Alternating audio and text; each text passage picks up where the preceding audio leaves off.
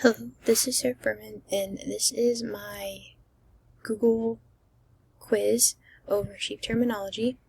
So technically this is like a form, but you can make it a quiz, which is actually really cool because it grades it for you.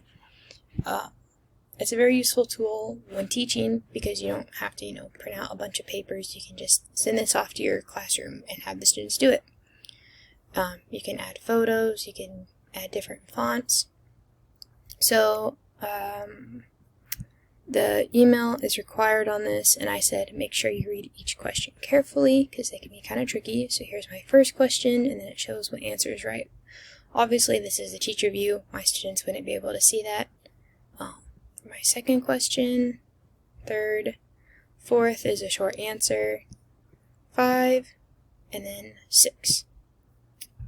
So once you do have all that, I don't have any responses for this, but you just go to Google Spreadsheets and it'll make a organized list of everyone who has taken it, and it even includes timestamps, so you kind of get a rough estimate on who took it at one time.